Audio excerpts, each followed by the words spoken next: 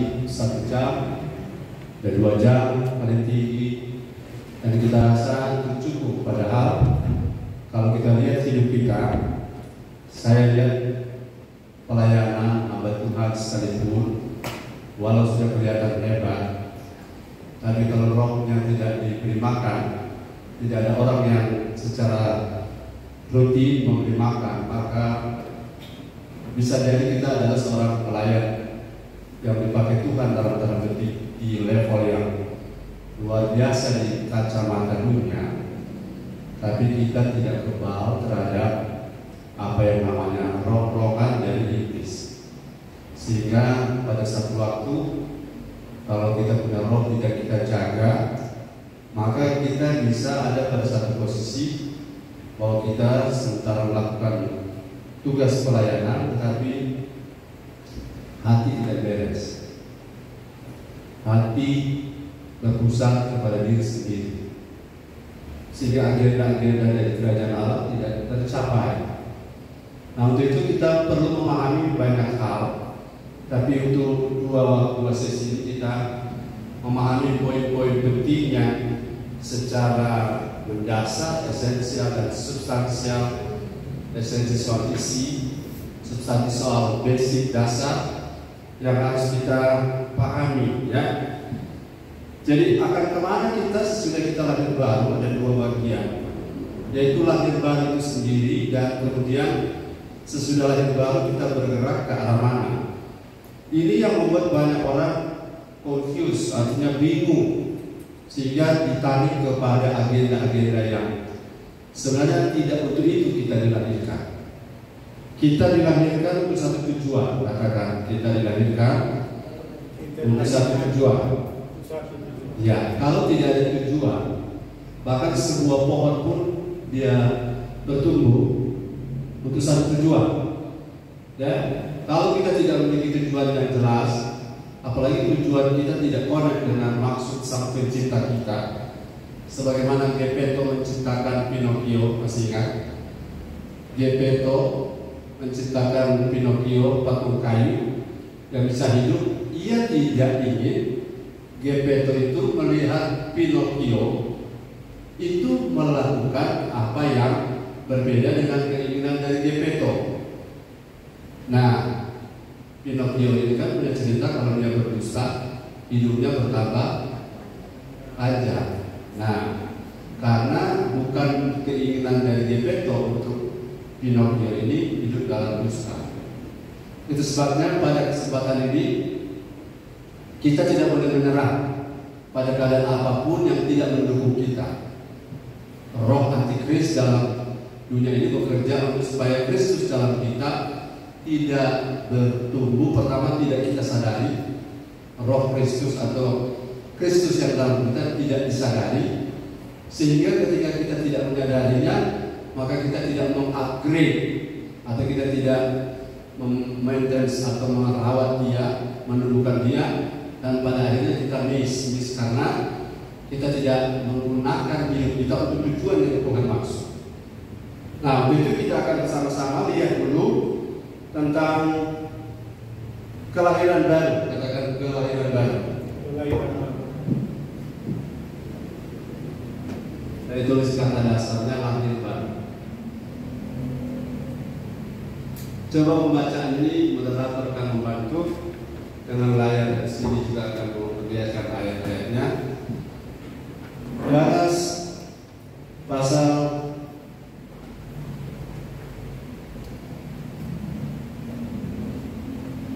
1 Yohanes 5 ayat 4. Coba lihat 1 Yohanes 5 ayat 4.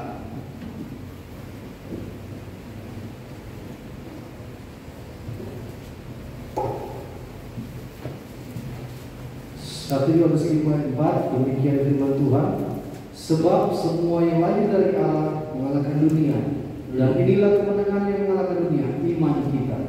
Demikian firman Tuhan. 1 Yohanes 5 ayat 4, ya. Makasih. Semua yang lahir dari Allah itu pasti akan mengalahkan dunia. Semua yang lahir dari Allah akan mengalahkan dunia. dunia itu di dalamnya ada sistem dunia itu sendiri, dan penguasanya adalah penguasa kerajaan dunia, yaitu iblis. Memang saudara harus tidak boleh lupa bahwa seluruh dunia, bukan bumi ya, seluruh dunia atau sistem yang ada di dalam sistem kerajaan yang bukan kerajaan Allah, yaitu kerajaan dunia, itu dikuasai oleh iblis. Dan untuk mengalahkan itu hanya bisa dilakukan oleh orang-orang yang mengalami kelahiran baru. Dan kelahiran baru ini adalah titik awal di mana kita bisa, ada kata iman tadi loh, ada kata iman. Iman tidak bisa pernah jadi iman kalau seseorang tidak belum lahir baru. Orang beriman tanpa lahir baru itu hanya sugesti. Tanpa lahir baru, orang punya iman itu hanya sebuah positive thinking. Tanpa lahir baru, iman itu hanya sebuah produksi psikologi bahwa kita bisa-bisakan diri, atau kita menganggap kita bisa karena kita bisa. Jadi iman yang maksud adalah kekuatan untuk beroperasi di muka bumi ini menghadapi sistem dunia. Tetapi sebelum kita mengoperasikan iman itu, maka yang harus ada pada kita adalah status. Katakan status. Status itu adalah yang disebut dengan status lahir baru. Lahir baru, katakan lahir baru. Saya ingin saudara pastikan bahwa saudara sudah lahir baru. Karena kelahiran baru inilah yang membuat, yang pertama ya, poin untuk kelahiran baru saya ingin jelaskan. Yang pertama, Roma 3 ayat 23. Roma 3 ayat 23. Roma 3 ayat 23. Karena semua orang telah berbuat dosa dan telah kehilangan kemuliaan Allah. Ya, semua orang telah berbuat dosa dan telah kehilangan kemuliaan Allah. Artinya begini, Bapak Ibu saudara-saudara, perhatikan bahwa semua orang yang keturunan Adam ya, keturunan Adam semuanya sudah jatuh dalam dosa. Nah, orang yang dalam dosa, keturunan Adam ini tidak bisa sama sekali untuk masuk surga, karena rohnya mati. Roh yang mati ini artinya manusia lama kita yang adalah keturunan Adam ini, kalau mati pasti masuk neraka. Nah, jalan keluarnya supaya kita bisa masuk surga harus dilahirkan kembali. Harus dilahirkan kembali. Tidak ada jalan lain. Tapi banyak orang sampai hari ini belum sadar, apakah saya sudah lahir baru? Nah, yang sudah lahir baru boleh lambaikan tangan. Sudah lahir baru. Oke. Mari kita konfirmasi lahir baru itu sejak kapan? Nanti sebentar ya. Saya ingin supaya jangan orang salah paham bahwa status Kristen belum tentu kita lahir baru. Karena kekristenan adalah, katakan bersama, kekristenan adalah semuanya. Kekristenan adalah Kristus dalamku dan aku dalam Kristus.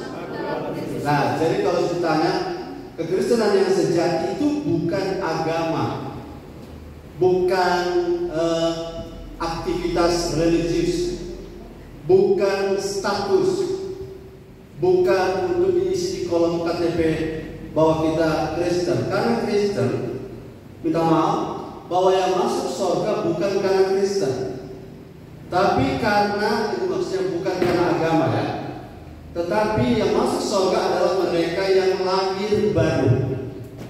Nah, kelahiran baru ini adalah jalan, katakan jalan, menuju kepada keselamatan. Tidak ada lain. Karena tanpa orang lahir baru, orang akan mati binasa. Begini, saya ketemu dengan seorang di sebuah tempat, orangnya punya usaha yang bagus, dan dia bertanya begini, perhatikan baik-baik, Pak Mas, apakah Allah hanya menciptakan manusia manusia Adam dan Hawa saja. Apakah tidak ada manusia lain selain Adam dan Hawa? Perhatikan baik-baik, saudara. Kitab Kejadian menyatakan bahwa Allah mencipta Adam dan Hawa dan tidak ada John dan siapa kalau nama perempuan? John dan Desi misalnya. Jadi hanya Adam dan Hawa. Sebab orang mulai berteori, berspekulasi ada manusia lain selain Adam, selain Hawa. Ini yang akan membuat banyak orang menerima atau membangun teori bahwa ada keturunan Adam yang berdosa, tapi ada keturunan yang bukan Adam tapi tidak berdosa. Hati-hati, ayat ini bilang semua orang. Halo, semua orang. Semua orang artinya tidak ada yang terkecuali, tapi orang itu bertahan. Nah, kalau seandainya semua manusia cuma keturunan Adam, no kawin itu kain jadi sampah. Nah, saya sudah jawab jawabannya, tidak perlu saya jawab sini ya. Kain kawin dengan siapa? Nah, kenapa ada keturunan ras warna kulit kuning, kulit putih, ada yang negro, yang aus, yang hitam. Kemudian itu dijadikan sebuah asumsi bahwa ada manusia lain selain ada yang dicipta pada hari ini dengan alasan. Hati-hati, saudara, banyak orang akan mulai menggeser pemahaman karena terlalu liar di pikiran, terlalu banyak imajinasi. Karena apa? Tidak punya orang, tidak punya figur, tidak punya orang tua, tidak punya builder yang membangun pemahaman tentang firman. Jadi dia mengkonsumsi sembarang, orang masuk lewat YouTube, orang ngomong lewat seminar, dia telan mentah-mentah. Kemudian ada kesimpulan, itu kan Kejadian pasal 1 ayat sekian Allah menciptakan manusia. Kemudian pasal 2 kok ada lagi manusia diciptakan, berarti ada manusia lain. Saya bilang, tapi jawabannya nanti kesempatan lain. Tadi ini kan tujuan kita. Saya cuma jawab begini, pernah nggak baca? Oleh karena satu orang, semua orang telah berdosa. Oke? Oleh karena satu orang, semua orang telah berdosa. Berarti kalau semua orang telah berdosa, karena satu orang tadi cuma ada yang diciptakan. Karena kalau ada manusia selain Adam, waktu Adam dan Hawa jatuh, belum tentu yang bukan Adam itu turut-turut jatuh, betul? Setuju dengan saya bilang amin? Supaya saudara jangan berseliweran dengan doktrin-doktrin yang mengatakan manusia telah kehilangan kemuliaan Allah yang keturunan Adam saja, bro. Yang keturunan non Adam belum tentu. Saya pastikan bahwa oleh karena bantu saya tidak siapkan ayat, mencari ayat yang mengatakan oleh satu orang semua orang jadi berdosa. Coba cari ya, supaya jangan bingung ya. Lahir baru itu perlu, katakan perlu. Bahkan bukan cuma perlu, mau tidak mau harus. Karena apa? Tidak ada keturunan lain selain dari keturunan Adam. Adam yang pertama. Mari kita lihat, sudah dapat ayatnya? Ya. Ayat 19 dibaca. Sudah? Bisa.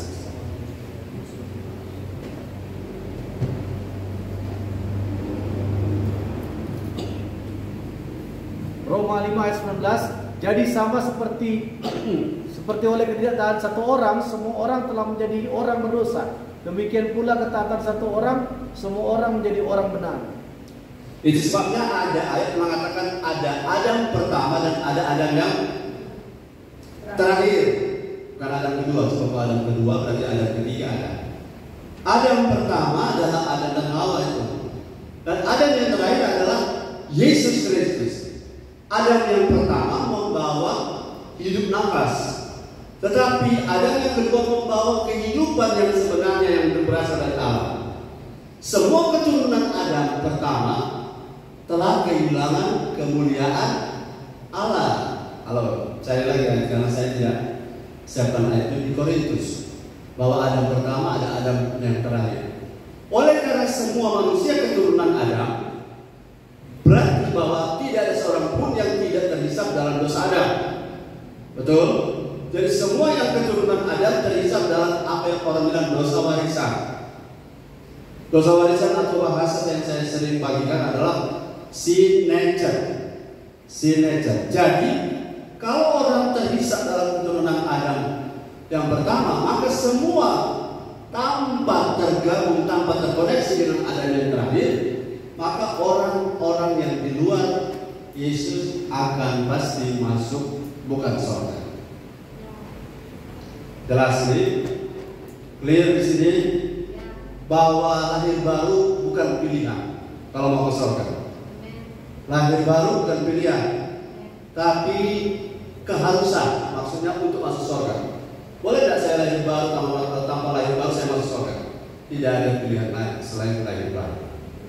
Karena di bawah kolong ini tidak ada nama yang kepadanya diberi kuasa supaya kita boleh diselamatkan kecuali melalui satu nama, yaitu Tuhan Yesus Kristus. Jual ya 1 Korintus 15 ayat 45 supaya paham lahir baru itu maksudnya bagaimana. Oke. Seperti ada tertulis, manusia pertama Adam menjadi makhluk yang hidup, tetapi Adam yang akhir menjadi roh yang menghidupkan. Ya, Adam yang terakhir itu saudara tahu menunjuk kepada siapa? Kepada Tuhan Yesus Kristus. Nah, disinilah yang sedang ditekankan oleh saya, bahwa satu status yang harus kita aware atau kita mesti ingat kembali, dan ini status ini penting. Status ini penting. Saya bilang tadi, saya mau kasih tahu kapan saudara tahu bahwa saudara lahir baru pada poin yang ketiga nanti. Status ini penting untuk kita pahami bahwa pelayanan gereja yang membawa memimpin orang kepada kelahiran baru ini sangat prinsip. Sangat prinsip, katakan prinsip. Karena orang di lahir baru tidak akan melihat surga, apalagi masuk, ya, melihat. Tanpa itu tidak ada orang bisa melihat, apalagi masuk. Nah, kenapa kita perlu lahir baru? Karena semua orang, katakan semua orang. Semua orang adalah keturunan Adam. Halo, pegang baik-baik bahwa manusia yang dicipta pertama tidak ada Adam yang lain. Tidak ada Adam yang lain. Artinya apa? Semua kita yang memiliki darah dan daging ini, semua kita terkonek garis keturunan kepada Adam. Jangankan kita, Tuhan Yesus pun ditarik garis keturunan. Anak siapa, anak siapa, anak siapa, anak siapa, dan terakhir anak Adam. Nah, Adam, oleh karena dosa satu orang tadi, oleh karena dosa Adam, semua manusia yang di keturunan Adam, sebenarnya tidak boleh bilang semua manusia yang keturunan Adam, karena berarti ada keturunan yang bukan Adam. Jadi saya cuma boleh bilang keturunan Adam, semua manusia keturunan Adam, itu pun tidak boleh. Harus kita bilang keturunan Adam. Jelas, tidak ada himpunan lain. Keturunan Adam semua telah kehilangan kemuliaan. Ya, telah kehilangan, hilang namanya kemuliaan Allah. Hilang. Kemudian kata yang berikut di dalam Kejadian pasal berapa, coba lihat. Waktu jatuh dalam dosa manusia apa? Manusia, lihat ayatnya. Saya tidak siapkan, tapi kalau kita ke sana, inilah yang namanya, bukan hanya kita belajar seperti seminar, tapi kita ikuti apa yang Tuhan mau untuk kita ketahui. Kejadian berapa ditulis bahwa pada waktu aku memakannya engkau akan mati. Kejadian 3 ayat berapa? Boleh bilang haleluya. Pada hari yang kau makan engkau akan, ya 3 ayat 3 baca. Kejadian 3 ayat 3. Kejadian 3 ayat 3. Tetapi tentang buah pohon yang ada di tengah-tengah taman, Allah berfirman, jangan kamu makan, ya, ataupun raba buah itu, ya, nanti kamu mati. Ya, nanti kamu mati, ya. Pada hari kamu makan, kau akan mati. Nah, mati di sini bukan mati fisik, sebab setelah makan ada mati itu. Waktu Adam selesai makan secara fisik, langsung dia mati? Tidak. Yang dimaksud dengan mati itu adalah rohnya mati. Rohnya mati. Itu sebabnya seluruh perjanjian lama hanya orang-orang yang mendapat special attention, special grace, yang bisa ketemu Tuhan, yang bisa dalam arti mendapat kemurahan Tuhan. Dan sampai ada orang bertanya begini, kok Tuhan di Alkitab jahat ya? Kenapa jahat? Karena semua orang non-Israel itu ditumpas. Saya jelaskan.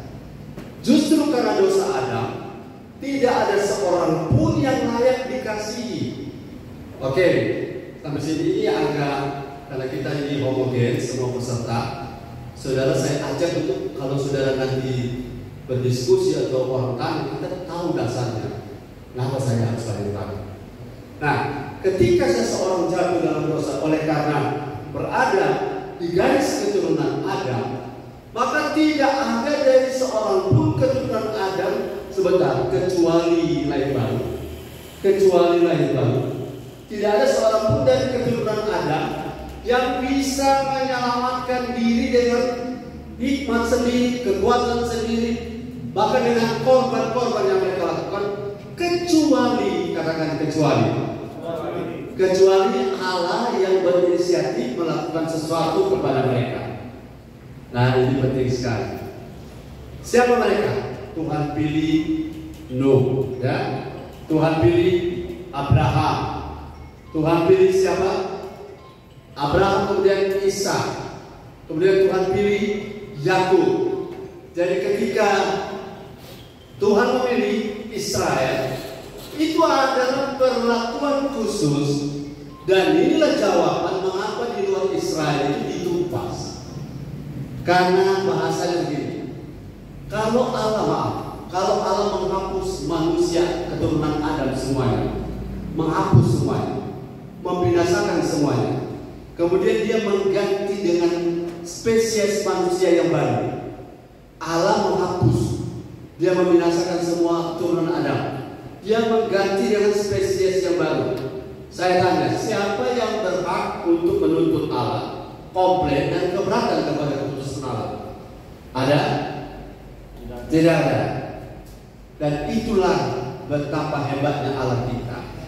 Ia mau, katakan ia mau.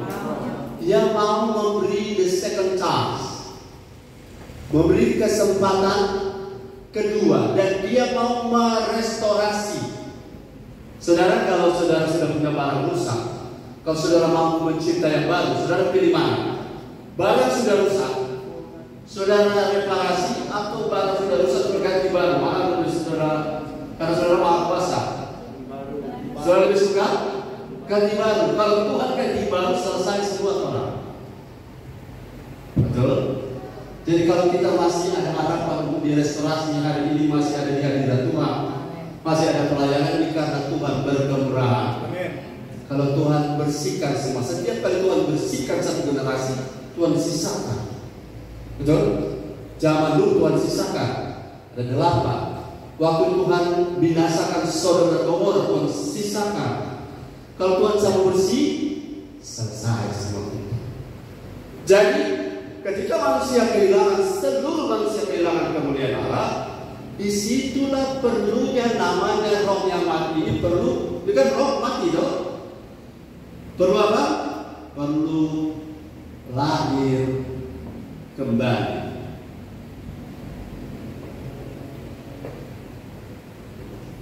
Mari kita baca Yohanes 3 ayat 3. Yohanes 3. Jadi kelahiran baru itu sangat penting. Dan saya akan jelaskan, dan kalau saudara berkesempatan, bagi yang belum, kita konfirmasi hari ini. Jangan-jangan ada yang belum lahir baru. Yohanes 3 ayat 3. Ya. Yesus menjawab, katanya, Aku berkata kepadamu, sesungguhnya jika seorang tidak dilahirkan kembali, ia tidak dapat melihat kerajaan Allah. Sesungguhnya jika seorang tidak dilahirkan kembali, ia tidak dapat melihat kerajaan Allah. Ya. Jadi poin pertama yang saya sudah bagikan tadi, semua manusia, semua orang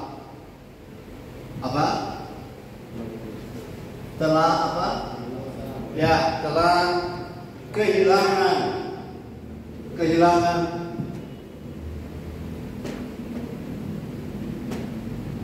kemuliaan Allah.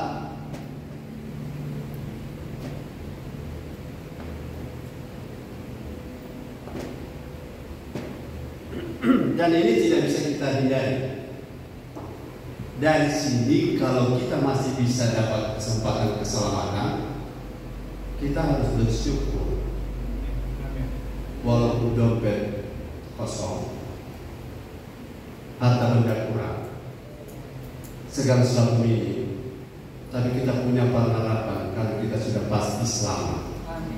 Kita pasti masuk surga. Yang pasti masuk surga bilang amin. Amin. Coba kiri kanan bilang masuk surga orang.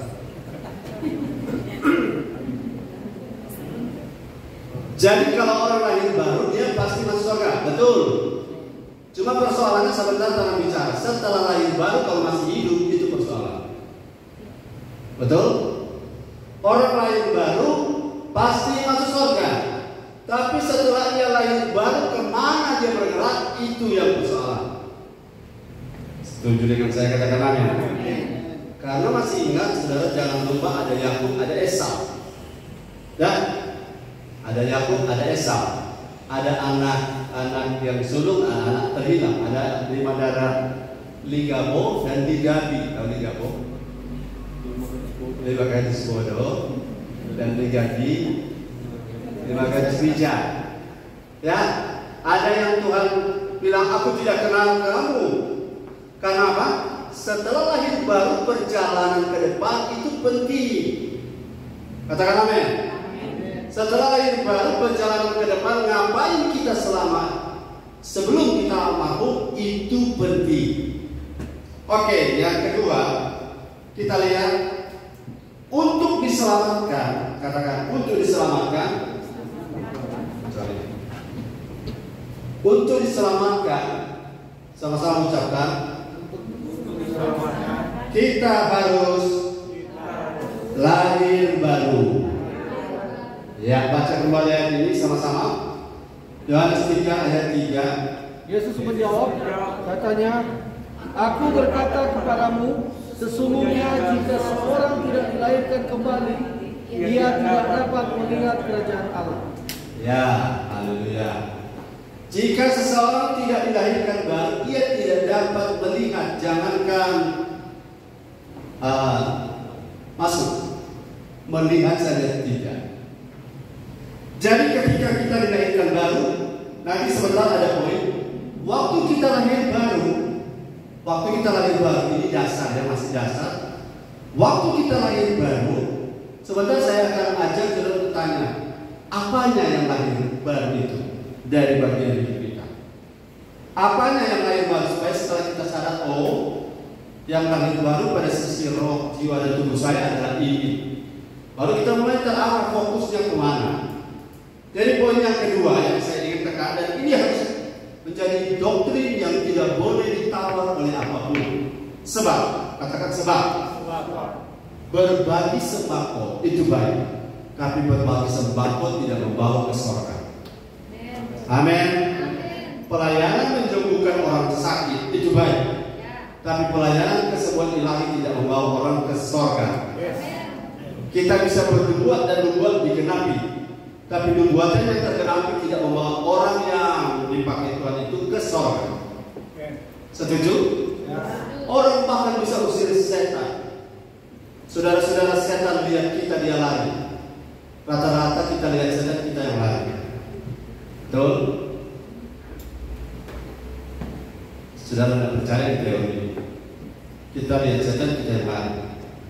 Kalau saudara lihat pocong atau gini, wanita cantik dengan gaun pengantin, kalau dia ada di gereja, cantiknya luar biasa. Tapi kalau dia ada di kuburan Cina jam 1 malam, saudara akan dekati dia. Setelah jam 1 malam ini, kalau saudara sendiri dia sendiri, saudara buat ambil foto,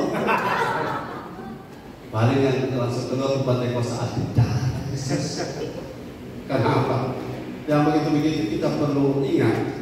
Saya kembali ke poin saya bahwa saudara bisa diurapi luar biasa, tapi itu bukan paspor ke surga. Yes, amin. Amin.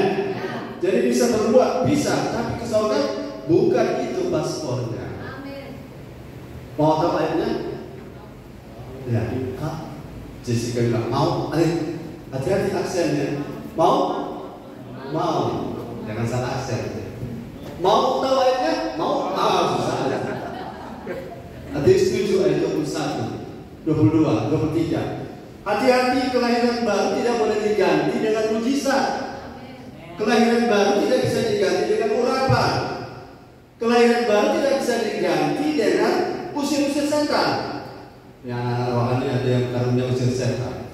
Setan tidak boleh kalau ada lewat. Setan memang rasa panas karena urapan usir-usir setan luar biasa. Tapi usir setan tidak membawa orang ke surga. Setuju? Bila amin. Baca. Matius 7 ayat 21, bukan setiap orang yang berseru kepadaku Tuhan, Tuhan akan masuk dalam kerajaan surga, melainkan dia yang melakukan kehendak Bapakku yang di surga. Pada hari terakhir banyak orang yang akan berseru kepadaku, Tuhan, Tuhan, bukankah kami berbuat demi namamu? Ya. Dan mengusir setan demi namamu? Ya. Dan mengadakan banyak mujizat demi namamu juga? Ya. Pada waktu itulah aku akan berterus terang kepada mereka dan berkata, Aku tidak pernah mengenal kamu. Enyala daripadaku, kamu sekalian pembuat kejahatan. Yes. Jadi untuk selamat, untuk surga harus lahir baru. Saya kasih ayat tadi itu perbandingan.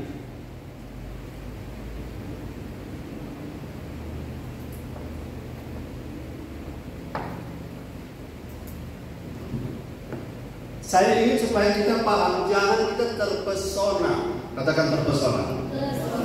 Jadi kalau saya misalnya jemaat gerejanya jemaat ribuan, itu bukan paspor bahwa saya jadi masuk surga. Setuju?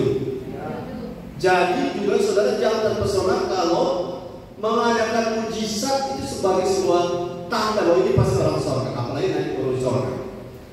Kalau saudara percaya itu, saudara akan mudah terkecoh ketika antikris datang. Tahu antikris punya pekerjaan? Dia bisa membuat patung yang patung sambat. Dia tunjuk patung sambat hidup. Dan kalau patung sambat hidup, kemudian patung itu menginjil. Siapa yang tidak percaya kalau patung itu tepuk tangan orang sembuh? Kaki yang pokok putus, dia tepuk tangan nyambung kakinya. Kalau ini terjadi dan saudara punya prinsip keselamatan berdasarkan mujizat, saudara akan terbawa arus. Ya. Kalau saudara punya prinsip seperti itu, saudara akan mudah terbawa arus.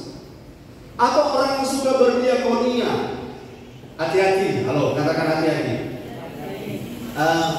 The spirit of Isabel, roh dari Isabel, beroperasinya begini. Dia memberikan bantuan-bantuan material, dia memberikan support finansial, tetapi dengan maksud mengontrol orang dan dalam tanda petik menghipnotis orang, agar nanti satu waktu, katakan satu waktu, ketika dia menanam ajaran-ajaran yang berbeda dengan firman, kita punya mata sudah tertutup oleh sembako. Kita punya mata sudah silau dengan bantuan diakonia. Hati-hati, karena itu akan terjadi di selama akhir. Orang, saya ulangi, orang mati gara-gara COVID, dia tetap masuk surga kalau Yesus tetap di hati. Orang mati gara-gara kena rudal Ukraina, tapi kalau dia tetap dengan Yesus, dia tetap surga. Tapi kalau orang mati karena ditimpa oleh ajaran sesat, dia kemungkinan besar kehilangan keselamatan. Karena musuh yang terbesar sekarang adalah apa? Musuh yang paling serius bukan kelaparan. Musuh yang paling besar di akhir zaman ini bukan peperangan. Musuh yang paling besar di era kita bukan kesulitan ekonomi, tapi musuh terbesar adalah misli penyesatan. Kalau figurnya karismatik, figurnya murah hati, figurnya berkarunia, figurnya punya power, figurnya punya posisi jabatan pangkat, kalau dia bicara, apalagi dia sudah bantu saudara punya rumah dia yang bangun, kemudian dia ajarkan bahwa Yesus itu bukan Tuhan, saudara pusing tujuh keliling motor. Betul? Saudara bilang enggak enak. Tapi rumah dia yang bangun, tapi gereja yang bangun, baru dia mulai bicara. Yesus Kristus itu oke, juru selamat, tapi dia bukan Tuhan. Saudara bilang apa? Saudara bilang amin? No, saya sudah pernah temukan ada satu komunitas orang-orang yang duduk ikut belajar, ikut materi prima, orang-orang sekolah tinggi secara ilmu sekuler. Dan saya diajak untuk turut mendengar karena ada satu planning KKR besar mau bawa berita nama Yesus di satu lokasi yang sulit sekali menerima nama Yesus. Sementara asik dia bicara, saya tangkap kalimat yang bilang begini, saudara-saudara, kalau kita mau menangkan orang-orang di situ, saya kasih tahu satu hal supaya mudah. Dan memang itu Alkitab yang bilang bahwa jangan bilang Yesus itu Tuhan, Yesus itu jangan bilang dia Allah. Sampai di situ dia masih menang.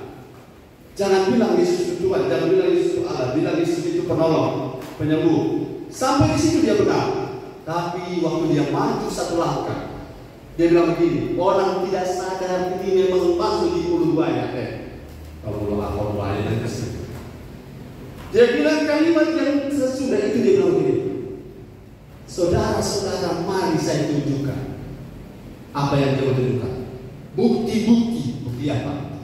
Bahwa Yesus itu bukan Tuhan dan bukan Allah, dia Tuhan. Dan orang-orang yang sekolah-sekolah tinggi ini bilang apa? Amin. Mencari ayat. Saya bilang dan sejak itu dan pimpinan bank waktu itu, dia pimpinan tertinggi, setelah selesai materi, dia bilang, Pak Max bagaimana? Kalau rencana KKR bagaimana? Saya bilang, karena Bapak tugaskan saya kasih tahu satu hal. KKR ini bukan kehendak Tuhan, karena ketuhanan Kristus. Kalau menginjil tentang Yesus dan menceritakan kebaikannya, tapi ketuhanannya ditarik dari sisi pribadi Yesus, itu bukan berita Injil. Kok bisa begitu? Iya, karena Kristus itu tidak bisa pisah kemanusiaan, kebaikannya, juru selamatnya dengan ketuhanannya. Karena Kristus tanpa ketuhanan, itu banyak sekarang Kristus atau Yesus yang ada di Filipina, Yesus yang ada di Brasil. Karena kekristenan, Yesus Kristus itu waktu lahir baru, harus dua hal kita akui. Dia juru selamat, tapi terutama dia adalah Tuhan. Tanpa pengakuan yang lain ini kita bukan Kristen. Jadi itu pimpinan yang sudah prepare untuk KKR besar di daerah yang rawan membatalkan rencananya. Mereka tidak tahu, bukan saya membatalkan, gara-gara saya menjelaskan bahwa penginjilan yang tidak mengakui Yesus Kristus adalah Tuhan itu bukan penginjilan Kristen. Dan acaranya itu batal. Saudara bayangkan, orang bisa dengan mudah, apalagi orang yang bicara, saya mengerti bahasa Ibrani, saya mengerti bahasa Yunani, saya mengerti bahasa ini, saya sekolah tinggi, dan kemudian dia tanamkan sesuatu yang saudara tidak bisa bedakan, sulit bedakan, itu yang berbahaya. Haleluya. Jadi kalau walaupun orang audiens itu cuma 10-20, pengajaran peletakan dasar Yesus Kristus itu adalah dasar, itu sangat menolong untuk orang neraka atau orang mau masuk surga. Katakan amin.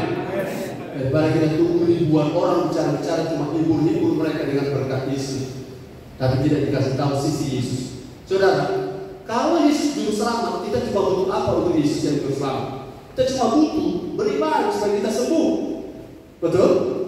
Kalau Yesus cuma sisi juru selamat, penolong, penyembuh, cuma satu sisi kita perlu. Kita butuh percaya saja. Apapun keadaan Tuhan Yesus bukan, tapi kita akan kesulitan kalau sisi Yesus sebagai Tuhan itu diberitakan. Kenapa? Sisi Yesus sebagai Tuhan diberitakan, itu yang dia butuh bukan iman. Yang dia butuh dari kita bukan sekedar iman, tapi dia butuh rasa hormat, rasa takut. Karena kan banyak orang makin Yesus makin dipandang enteng.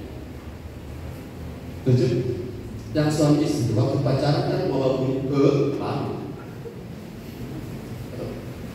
maaf, apalagi mau buang angin di toilet.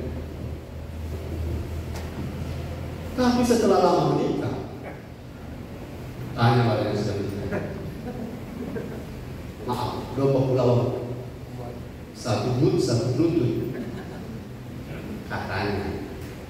Rasa hormat adalah poin karena Yesus itu adalah Tuhan. Dan coba saudara evaluasi dari kacamata ini, berapa banyak orang masih hormat Tuhan kalau ahli ibadah? Berapa banyak orang masih respect, respon, reverence ya kepada Tuhan dalam arti dia sebagai Tuhan, Yesus sebagai Tuhan, Yesus sebagai Juru Selamat, penolong, penyembuh, yang orang bisa datang. Tapi kalau Yesus bilang begini, kamu menyebut aku Tuhan, betul? Tapi kenapa kamu tidak mengikuti perintah-perintah? Di sini banyak orang yang tergagap. Karena orang cuma butuh Tuhan berbaik. Orang cuma butuh Tuhan bermujizat. Tapi kalau tidak mau Tuhan berfirman. Halo? Orang cuma cari Tuhan bermujizat. Tapi Tuhan berpribadi, orang yang mau. Betul? Jadi saudara lihat kan? Orang lahir baru itu adalah jalan satu-satunya membuat orang bisa masuk surga. Karena lahir baru artinya, sebentar poin yang sudah ini. Lahir baru adalah, nanti poin sudah ini saya bilang. Tetapi lahir baru adalah poin untuk kita yang manusia lama yang sudah mati total itu bisa kembali hidup. Dan Yesus yang memberi hidup, dan 10 ayat 10 bilang apa? Aku datang supaya mereka memiliki hidup dan hidup dalam segala kelimpahan. Tapi iblis yang manusia lama sudah jatuh dalam dosa hanya datang adalah untuk mencuri, membunuh, dan membinasakan. Dan poin yang sangat saudara pegang, iblis menggunakan mujizat untuk membelokkan mata orang dari Yesus sebagai Tuhan. Dan ini lebih berbahaya daripada gempa bumi. Ini lebih berbahaya daripada sakit penyakit. Karena itu sebabnya ajaran tentang lahir baru ini penting. Oke, sampai di sini bisa tangkap, katakan yes. Haleluya. Yang ketiga, sekarang yang ketiga ini kita masuk. Yang ketiga, saya sengaja pakai papan tulis karena papan tulis itu mudah dibanding dengan meja yang lain, bisa lebih dinamis. Yang ketiga, kelahiran kembali terjadi kapan? Kapan terjadi kelahiran kembali? Kelahiran baru kapan? Ini yang saya sudah janji tadi.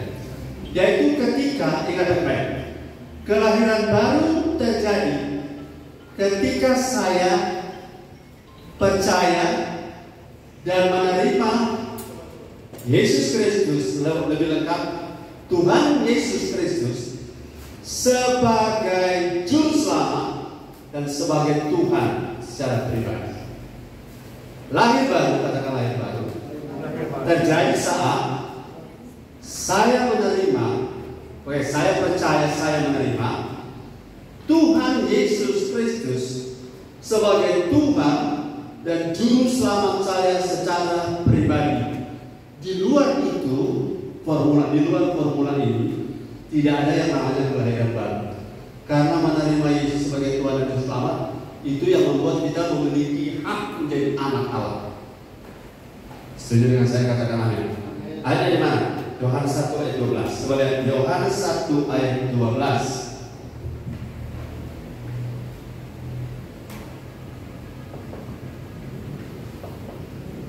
Ayat ini sangat terkenal dan mari sama-sama kita pahami isi dari poin tentang lahir baru supaya sebentar kita konfirmasi kita sudah atau belum. Oke. Yohanes 1 ayat 12. Tetapi semua orang yang menerimanya diberinya kuasa supaya menjadi anak-anak Allah, yaitu mereka yang percaya dalam nama-Nya. Ya. Kepada mereka yang menerimanya diberi kuasa. Kata kuasa di sini menggunakan kata Yunaninya adalah exousia, kuasa.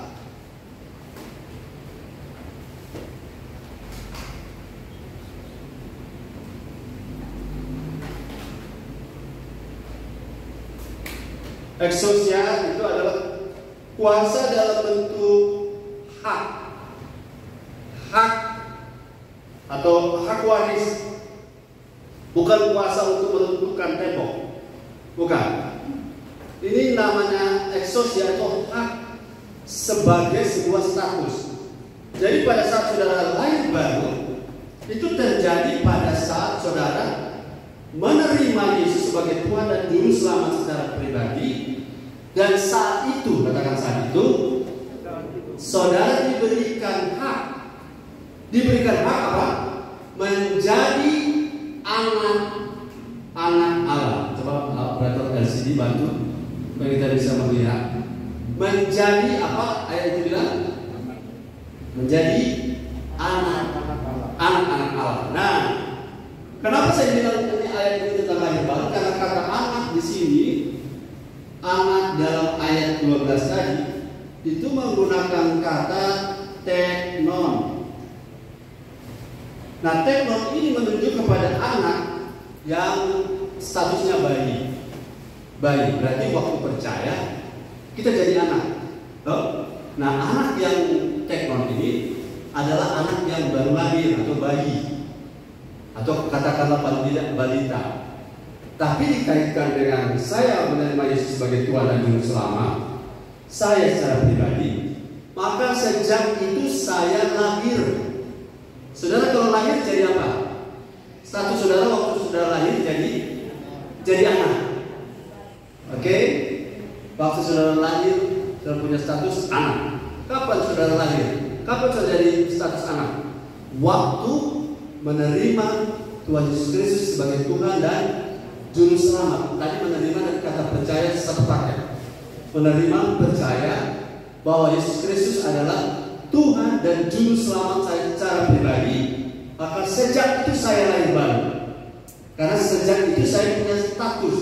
Ini orang-orang di gereja-gereja Amerika itu mereka tekankan ini.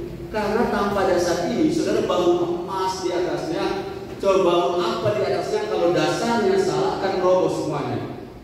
Dasarnya adalah Yesus Kristus. Itu yang Yesus bilang kepada Petrus. Bukan manusia yang memberikan kepada kamu. Apa yang Petrus bilang? Siapakah menurut kamu? Menurut kamu siapakah Yesus? Siapakah anak manusia? Ini yang disebut dengan pengakuan ini, dengan penyataan iman ini, Tuhan Yesus mendirikan gerejanya. Saudara ingat kan? Mendirikan gereja dasarnya harus pengakuan Yesus Kristus adalah Tuhan, anak Allah yang hidup, Mesias adalah anak Allah yang hidup. Coba lihat Matius pasal 16 ayat 18. Gereja punya dasar itu. Kita secara pribadi adalah gereja, betul? Kita adalah secara pribadi adalah gereja. Dasarnya harus itu. Lihat ayatnya. Matius 16 ayat 18. Matius 16 ayat yang ke-14. Ayat yang ke-18. Dan aku pun berkata kepada engkau adalah Petrus, dan di atas batu karang ini aku akan mendirikan jemaatku, dan alam maut tidak akan menguasainya. Tuhan mendirikan jemaatnya berdasarkan pengakuan Petrus di ayat berapa itu? Ayat 16 atau pengakuan Petrus itu apa? Ini penting sebab banyak orang tidak tertarik dengan ajaran seperti ini sampai sudah bangun hal besar di atasnya, tapi sudah itu roboh. Maka roboh karena memang bunga ini menghalangi terang penampilan. Ternyata pelihat orang pegang kan, agar bunga pecah. Oke, ayat berapa itu? Ayat 16. Maka jawab Simon Petrus, Ya. engkau adalah Mesias, anak Allah yang hidup. Yes.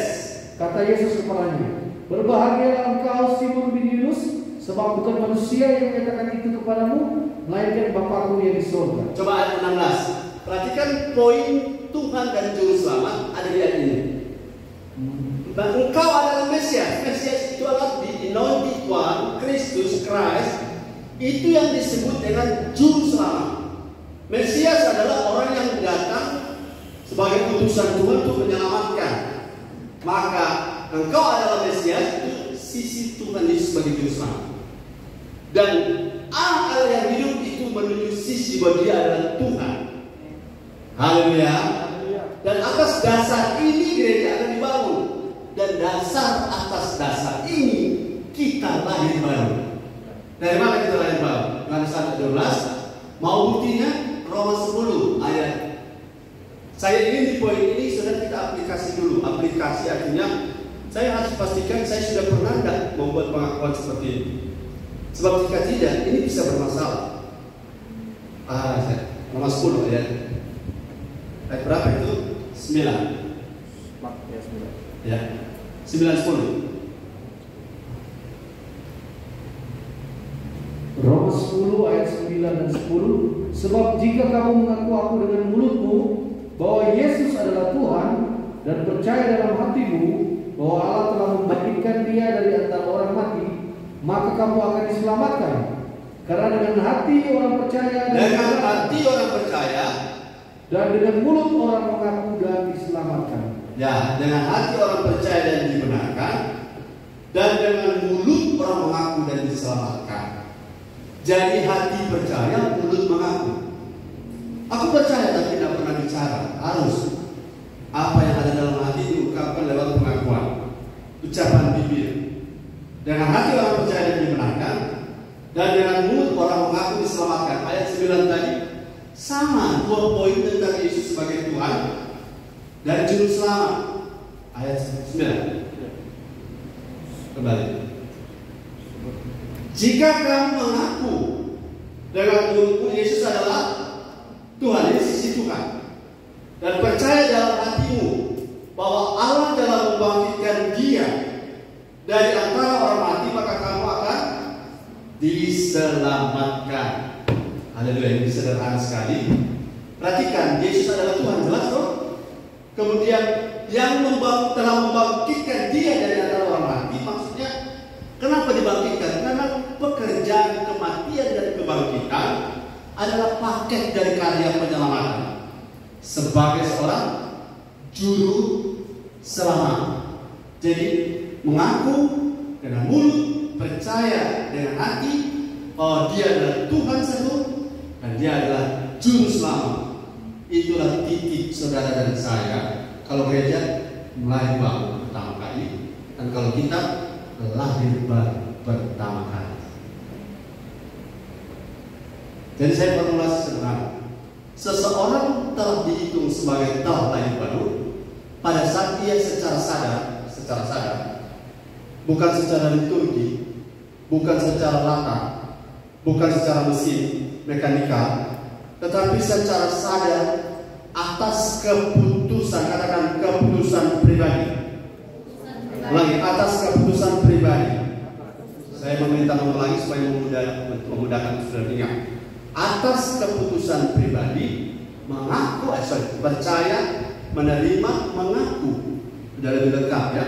Percaya, menerima, mengaku Yesus adalah Tuhan dan Yesus adalah Juru Selamat. Minta maaf, semua agama bisa mengaku Yesus sebagai Juru Selamat satu waktu. Semua akan mengaku Yesus Juru Selamat, betul. Tapi tidak semua akan masuk pada poin Yesus adalah Tuhan. Ini inti yang membuat kita berbeda. Yesus adalah Tuhan harga mati, Mesias anak Allah yang hidup harga mati. Yesus adalah Tuhan harga mati. Dan kalau kita percaya, mengaku, percaya dengan hati, mengaku dengan mulut, menerima Dia, maka sejak itu kita lahir baru. Pertanyaannya, orang yang masuk surga adalah orang yang 2 kali lahir, 1 kali mati. Dan orang yang tidak ke surga adalah orang yang 1 kali lahir, 2 kali mati. Mengerti maksudnya? Yang 1 kali lahir cuma lahir jasmani dan mati 2 kali. Mati waktu innalillahi dan waktu mati masuk neraka. 2 kali mati. Saudara pilih mana? 1 kali lahir, 2 kali mati, atau 2 kali lahir, 1 kali mati? Ya, tepat sekali. Tapi banyak orang Kristen baru 1 kali lahir. Maaf ya, waktu kita kecil, waktu minta maaf dibaptis misalnya, adakah anak bisa mengakui aku menerima Kristus sebagai Tuhan dan Juru Selamat saya secara pribadi? Ya, belum ada anak yang bisa. Kecuali kita kasih audio di sekitar dia, kalau kita rekam, kalau kita putar, seakan-akan anak yang ngomong. Tapi itu kan mesin, mekanika, harus dari hati. Makanya percaya itu adalah sifatnya pribadi, oke? Bukan liturgi. Jadi kalau saudara percaya, pertanyaannya, sudahkah saudara pernah mengucapkan kalimat ini secara pribadi? Jangan-jangan kita sudah pendeta, belum pernah. Karena poin lahir baru terjadi di situ. Kalau belajar teologi, dia buka lagi tentang lahir baru. Dia punya poin lahir baru terjadi di situ. Ketika saya menerima Yesus Kristus sebagai Tuhan, Yesus Kristus sebagai Tuhan dan Juru Selamat saya secara pribadi. Terakhir ini sudah liburan saya adalah jadi 3 orang yang sudah lama Kristen, tapi baru lahir baru tahun ini.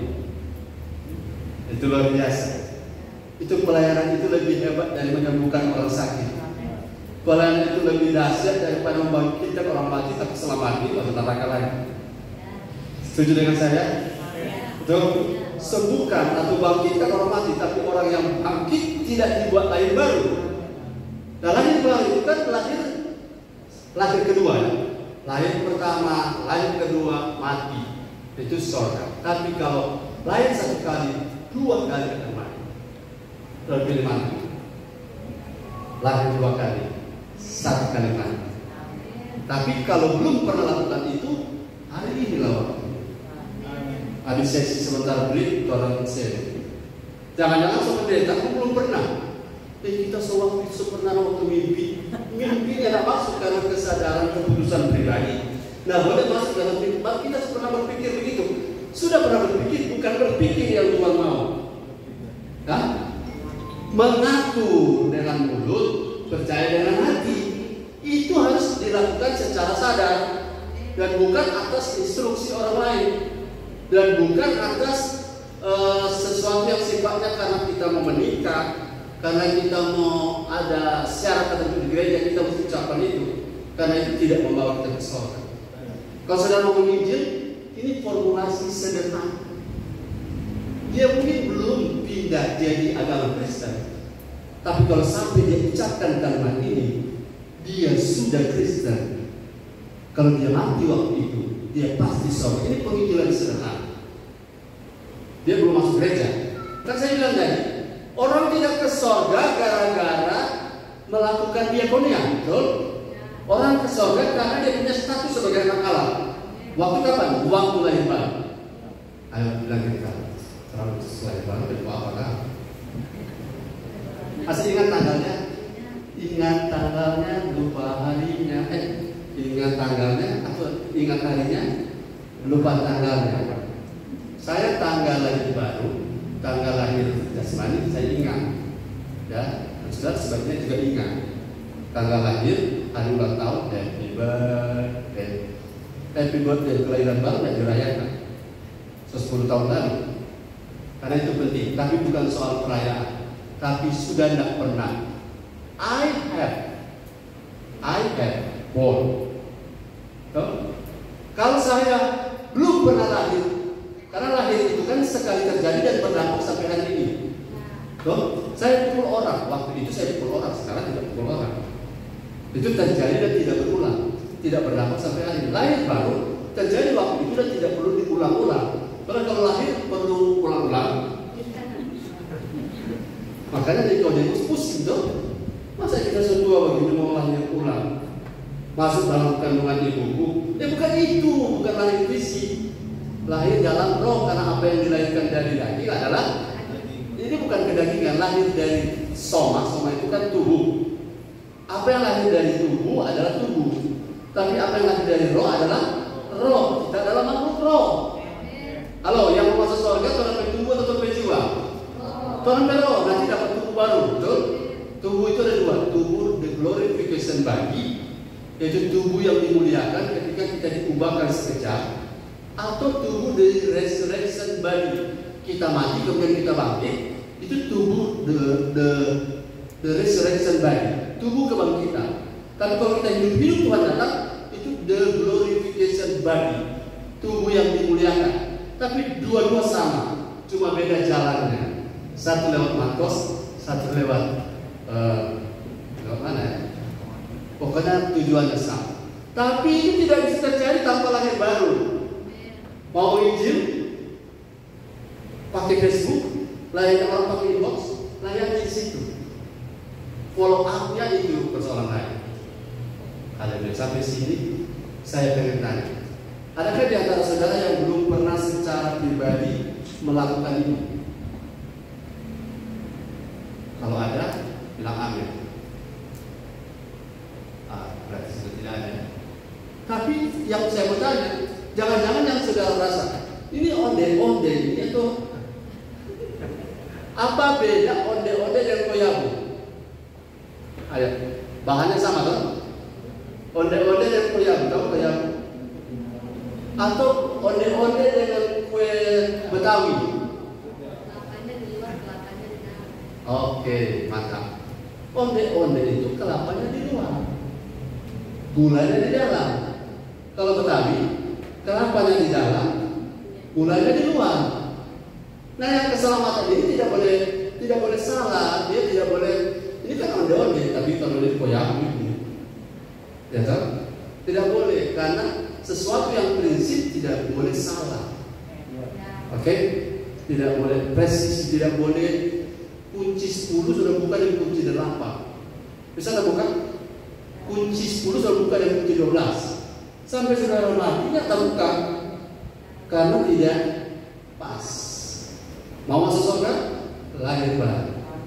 Secara operasionalnya mengaku dan mengaku, percaya dengan tadi, oh Yesus Kristus adalah Tuhan dan Juru Selamat secara pribadi, dan nanti follow up-nya, aku mau hidup seperti dia, menjadi seperti dia.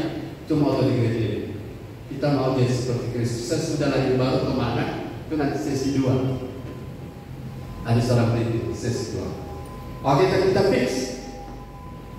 Kalau kita sudah pernah lakukan itu, kapanpun saudara bertambah gelar satu al-mahmud, saudara pasti surga. Yang yakin masuk surga lompat tangan. Haleluya. Mungkin boleh bilang kita belum masuk surga karena pulang dari sini kita mesti singgah. Bukan sekarang, maksudnya sudah pasti. Mesti nggak matur dulu kita. Orang sudah pasti masuk surga. Itu sebabnya kekristenan itu bukan mudah-mudahan. Kekristenan itu bukan keniscayaan saja, tapi kekristenan itu keselamatannya adalah sebuah kepastian. Kapan dia bilang? Ketika engkau secara sadar menyangkal Yesus, secara sadar menyangkal Yesus, menolak dia, itu namanya apostasia atau murtad. Orang masih bisa murtad? Masih bisa. Kenapa? Walaupun roh saya baru, tapi saya masih memiliki jiwa. Ada ini nanti ada di ruang tanya jawab ya. Saudara waktu lahir baru, jangan dulu, saya belum mau masuk situ karena ada poin berturun. Kalau saya sudah bilang, sudah berguna nanti dia sudah menarik. Sudah di poin berapa? Sekarang keempat.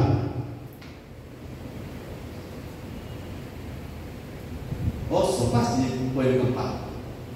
Waktu saya lahir baru. Oke, kita lihat dulu 1 Yohanes 3 ayat 9.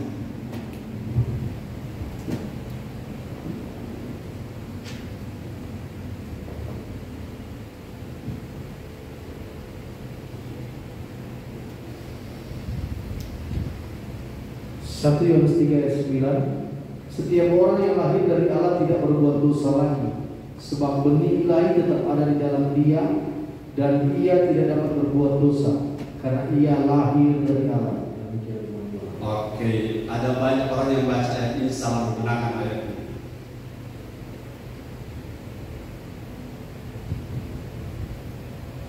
Orang menggunakan ayat ini dengan mengatakan begini, sekali selamat tetap selamat. Karena orang lahir dari Allah tidak mungkin berbuat dosa. Jadi mereka simpulkan apapun dosamu, tetap itu bukan dosa. Oh, kacau lagi cerita bahwa orang yang lahir dari Allah tidak mungkin berbuat dosa, betul? Itu faktanya, tapi kenyataan itu realita ayat. Tapi kenyataannya bagaimana? banyak orang berbuat dosa. Ya, bagaimana menjelaskannya? Penjelasannya ini titiknya. Manusia terdiri dari roh, jiwa, dan tubuh. Oke. Saya usahakan selalu jangan terbalik ucapnya. Harus mulai dari roh, baru jiwa, tubuh. Selama ini kan kita menyebutnya terbalik. Kita selalu menyebutnya tubuh, jiwa, dan roh. Penyebutan yang urutan ini menunjukkan mana yang kita anggap penting, mana yang prioritas. Kesadaran menyebut roh, jiwa, dan tubuh berarti apapun yang terjadi pada tubuh, apapun yang terjadi pada jiwa ditentukan oleh apa yang terjadi pada roh. Manusia roh kita yang original adalah, manusia kita yang original, yang asli, yang sebenarnya adalah roh kita. Sehingga ada bahasa yang saya sering bagi, saya ini antropologi yang teologis, tapi ini alkitabiah yang sangat kuat. Saya adalah makhluk roh yang memiliki jiwa yang diam di dalam tubuh. Jadi saya yang sebenarnya adalah, oke, mantap. Saya adalah makhluk roh yang memiliki jiwa yang diam di dalam tubuh. Jadi pertanyaan, saya yang sebenarnya adalah roh atau roh saya. Jadi kalau terjadi apa-apa, saya kasih sederhana. Waktu orang menyembah, Tuhan minta menyembah dalam. Kalau kita berhadapan dengan iblis, yang berhadapan adalah roh kita. Kalau kita mau makan firman, yang makan adalah roh kita. Waktu kita mau masuk surga, yang masuk adalah. Jadi dimensi roh itu justru, makanya spirituality itu adalah lebih penting daripada psikologi. Lebih penting daripada olah tubuh fisik. Olahraga itu baik, latihan badan itu membuat badan kekal. Tapi ibadah yang menyangkut spiritual service itu lebih karena berguna untuk hidup yang sekarang maupun untuk hidup yang. Tapi ibadah bagaimana?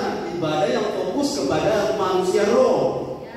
Kalau ibadah fokus kepada acara, jangan lama ini semua mau sebentar ini. Itu bukan ibadah yang Tuhan mau. Amin. Atau ibadah yang sementara tepuk tangan tapi pikirannya tapi kompor belum sematikan. Bukan ibadah itu yang mengandung janji. Bukan ibadah itu yang merubah orang. Ada ibadah orang lain yang berdamai. Haleluya, berdamai dengan orang. Jadi ketika kita mana tadi kita? Saya adalah ulangi, saya adalah makhluk roh. Saya adalah makhluk roh yang memiliki jiwa yang diam di dalam tubuh. Jadi tubuh ini, katakan tubuh ini adalah sebuah apa? Kendaraan. Ini kuis. Tubuh adalah kendaraan. Akan kemana kita pergi, tubuh ini berperang. Saya contoh, rohmu berkobar-kobar pengen ibadah, tapi tubuhmu mengantuk. Betul? Berapa banyak pengalaman seperti ini? Jadi akhirnya rohmu bicara begini, menyesal kita tinggal di tubuh satu ini. Karena kadang-kadang tubuh roh bisa binasa. Kenapa roh bisa binasa? Karena selama roh masih dalam tubuh, itu satu paket roh, jiwa, tubuh kena dampaknya satu kali. Betul? Masa saudara pergi mencuri mangga, rohmu tinggal di rumah, jiwa dan badanmu yang pergi. Betul? Rohmu turut ikut, cuma saudara sangkali dia, nuraninya bicara, jangan itu orang bermangga, kalau bermangga. Saudara bilang, jiwa bilang, pas dapat mangga. Dan tubuh bilang apa? Selama kita lakukan apa? Tapi roh bilang, tapi roh tak berdaya karena jiwa dan tubuh yang dominan. Kenapa roh tak berdaya? Karena jarang kecil makan. Makanan roh adalah firman. Yang satu, kita makan orang pendeta. Orang yang kesemakan Jumat, orang itu makan dari mana? Orang makan dari Google. Bukan Google itu kita yang pilih sendiri. Kalau dia tidak tahu saat kita salah makan, makanya sekarang banyak pendeta kurus orang lagi berusaha. Kena namanya GU, tahu GU? Gila urusan. Padahal kita berusaha adalah menjadi serupa Kristus itu kalau berusaha, jangan melenceng. Amin. Memang orang kalau tidak punya tujuan akan ditarik ke berbagai hal. Tapi kalau kita punya tujuan, saya dalam roh yang memiliki jiwa, dia dalam tubuh. Rohku adalah pengendara, jiwa adalah perlengkapan, tubuh adalah kendaraan. Sekarang, kalau saudara naik mobil, yang menuntun kendaraan atau saudara? Saya yang akan menuntun kendaraan saya. Kalau orang tahu bawa motor, dia yang atur bawa motor. Tapi kalau dia baru belajar, orang mau tanya, so dibuat mana ini? Karena motor yang bagus. Ini naik motor, mana naik motor atau motor naik anak? Jiwa adalah ekspresi dari roh kita. Tapi tubuh adalah kendaraan. Kalau tubuhmu misalnya mengantuk, walaupun rohmu berapi-api, rohmu benar-benar, makanya Daud bilang, hai jiwa, juga termasuk tubuh, hai jiwa, pujilah Tuhan. Dia komando, yang komando itu siapa? Roh. Coba saudara latihan. Halo, hai jiwa, hai jiwa, berhenti dengan dengar khotbah penghiburan. Cuma dengar sedang di telinga. Satu waktu orang akan kumpul-kumpul pembicara yang menyenangkan telinga, karena itu mendatangkan massa, dan kalau massa datang mendatangkan kolektor. Betul? Kalau KKR di orang cuma berapa income, kita mau mendapat 1 M, haleluya. Oke? Dan orang lelah, capek. Kalau saya 3 jam berdiri di atas 10 orang, mau problem, yang penting jangan saudara lihat jangan. Sobring, tunggu 20 menit lagi. Haleluya. Apa itu yang saya bilang tadi terakhir adalah bahwa waktu kita dilahirkan baru, yang baru adalah yang mata. Jadi ulangi, waktu saya lahir baru, ulangi, say after me. Waktu saya lahir baru, yang baru adalah roh saya. Nah, itu kabar baiknya. Itu ayat tadi bilang, orang yang lahir dari Allah tidak berbuat dosa lagi, itu rohnya. Tapi kenapa dia jadi berbuat dosa? Karena jiwa perlu ditransformasi. Begini saya jelaskan. Waktu saudara punya roh lahir baru, itu yang diselesaikan oleh darah Yesus adalah sin nature, dosa warisan, dosa alami. Tapi potensi dosa dalam sin habit yang ada dalam jiwa itu tidak turut dibersihkan. Karena sesudah lahir baru harus apa? Didewasakan. Pada saat itulah kita dibersihkan, di cleansing. Kalau saudara menolak di cleansing, itulah yang membuat jiwamu galau itu, khawatirmu itu, takutmu itu mengalahkan iman yang ada di rohmu. Ingat, takut ada di jiwa, iman ada di roh. Karena iman timbul dari pendengar akan firman apa? Firman Kristus. Firman Kristus yang roh kita makan, iman muncul. Bukan jiwa. Jiwa itu adalah ekspresi dari keinginan jiwa, di dalamnya terdapat keinginan daging. Keinginan daging tidak terdapat dalam roh. Keinginan daging ada di jiwa. Sebabnya di jiwa ada pikiran. Isi pikiranmu tentang apa yang kau suka, itulah kedagingan. Sebelum lanjut, definisi kedagingan. Sebutkan definisi kedagingan. Ikut saya akan.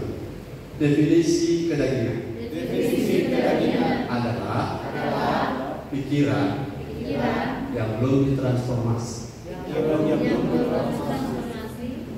Sudah selesai. Kedagingan adalah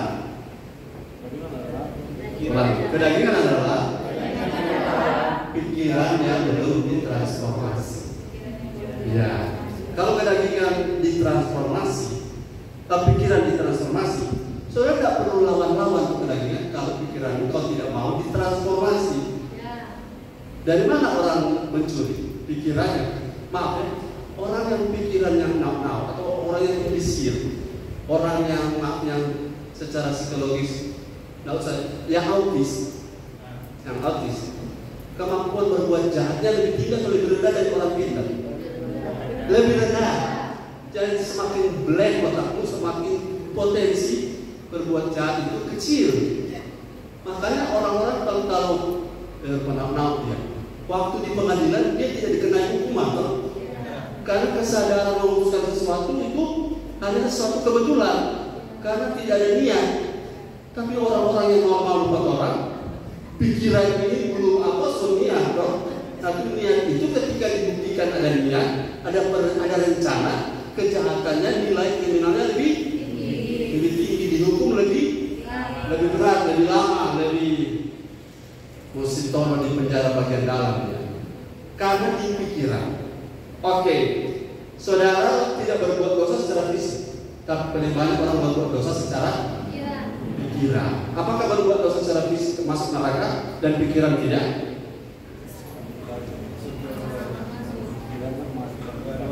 Ya, tidak ada tindakan. Tidak ada tindakan yang dihasilkan tanpa pikiran. Betul? Jadi kalau kemana pikiranmu, itulah arah dari tindakan-tindakan. Setuju dengan saya, bilang amin. Jadi waktu saya lahir baru, diulangi, waktu saya lahir baru, ulangi semua, sehat kami. Waktu saya lahir baru, bagian hidup saya yang baru adalah roh saya. Makanya kalau kita jadi gembala, jadi pendeta, enteng kita, karena kita tidak fokus pada jiwanya. Kalau dia lagi mengeluh, lagi stres, saudara kasih positif tinggi, kasih motivasi, dia akan balik ulang karena dari akar persoalan bukan di jiwa. Tenang saja, segala sesuatu pada waktunya. Cuma hibur-hibur begitu, dia tidak akan berubah. Tapi kasih firman untuk sentuh rohnya. Kalau rohnya kuat, maka jiwanya tertransformasi. Kalau jiwanya diubahkan, saudara tidak perlu. Kalau jiwa diubahkan itu begini. Dulu kita suka sekali membenci, tapi kalau jiwa diubahkan, rasa membencinya itu bukan saudara yang keluarkan, dia keluar dengan sendirinya. Halo, bagaimana membuat seekor kuda maju? Ya, mantap. Untuk orang-orang yang sudah tahu, memang mesti banyak menyangkal diri. Bagaimana membuat seekor kuda disuruh maju, dia maju, bukan mundur? Yang belum pernah jawab, silakan. Bagaimana seekor kuda yang naturnya, sudah pemilihan lebih kunci. Yang naturnya mundur-mundur, kemudian dia bisa maju. Caranya adalah mindset atau ubah naturnya. Yang bisa mengubah natur kita adalah firman. Haleluya.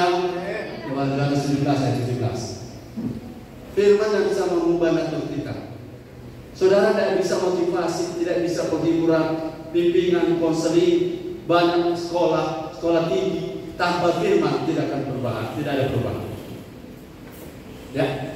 Yohanes 17 ayat 17. Yohanes 17 ayat 17. Kuduskanlah mereka dalam kebenaran, firman-Mu adalah kebenaran. Oke, terima kasih. Sedikit saya menyimpang. Apakah sekali selamat tetap selamat benar? Tidak. Katakan sama-sama. Apakah sekali selamat tetap selamat benar?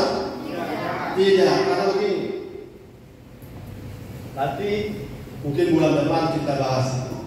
Setelah seseorang selamat atau lahir baru, itu yang disebut dengan justification. Katakan apa? Justification. Setelah dia lahir baru, dia masih hidup sekian lama, itu yang namanya sanctification. Sanctification atau pengudusan hidup, pembersihan, upgrade, pendewasaan. Nanti kalau dia bertahan sampai yang terakhir, baru dia mengalami glorification. Mantap kalau moderator kan? Justification. Ada di flyer sekarang. Oh mantap.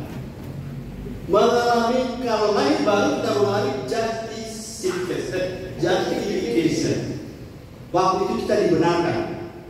Hari Sabtu ini sudah datang karena belajar atau materi makan buahnya adalah orang benar itu bagaimana operasional. Itu hari Sabtu. Tapi cuma hari Sabtu kan ada dengan doa puasa. Dan doa puasa. Kemudian durasinya paling sekali jam 1 sampai jam 4:30. Saudara bangka dari pokok untuk acara. Karena orang-orang yang mau bertumbuh relatif soal waktu. Betul? Kalau saudara lagi suka makan yang enak, saudara akan bilang buru-buru dan saudara pasti akan menikmati pelan-pelan. Makan kepala ikan kalau cabut satu-satu dari penahan, dari bikin mata, kalau putar baik-baik. Kalau saudara menikmati waktu relatif. Tapi kalau saudara tidak bisa menikmati, baru mulai saudara berarti kalau belum tutup baru mau mulai. Setuju dengan saya katakan aneh? Nah, kami ini mendengar orang tua rohani khotbah paling kurang 3 jam. Orang tua rohani kasih 3 jam. Mulai pangkat 11, firman belum berhenti. Malah orang sekarang, ya, pendeta belum kelar bicara, 11 di bawah, belum mulai khotbah. Itulah penyebabnya mengapa banyak orang Kristen tidak bisa paling jangankan mau menerobos, survive saja tidak bisa. Kecewa, kepahitan, cari pindah sana, pindah sini, cari yang dia cari adalah supaya Tuhan itu mengerti dia. Jangan ada Kristen yang mencari supaya saya mau mengerti Tuhan. Itu persoalan. Perbedaannya saudara cari Tuhan mengerti kita atau kita mengerti Tuhan. Kalau kita cari Tuhan mengerti kita, itulah balita-balita pasukan bebas. Kita menuntut Tuhan mengerti kita. Lagu kesukaannya adalah terkadang kita merasa Allah mengerti. Tuhan selalu ditarik mengerti kita, tapi kita ditarik mengerti Tuhan. Oh kan? Itu sebabnya masalah datang rombongan. Setuju dengan saya katakan amin. Karena kita menarik Tuhan. Padahal, katakan padahal, setelah kita lahir baru, justification, ini saya belum tulis lengkap karena ini masih akan diajarkan pada waktu yang akan datang. Setelah justification, kalau saudara belum mati, saya bicara apa adanya ya. Kalau belum mati, belum almarhum, saudara harus melewati proses yang namanya sanctification, pengudusan hari demi hari. Walk by faith. Kita berjalan oleh iman hari demi hari. Dan itu namanya proses. Apa sebabnya masuk surga itu ada 3 tahap. Orang yang terpanggil, orang yang terpilih, dan orang yang setia. Terpanggil itu di sini. Proses pilihan itu di sini. Yang setia sampai langkah terakhir mereka akan mengalami glorification. Sudah mau dimuliakan? Mau ditinggikan? Bertahan sampai langkah terakhir. Oke, nomor berapa tadi itu? Nomor 4. Nomor 5. Sekitar 10 menit lagi kita.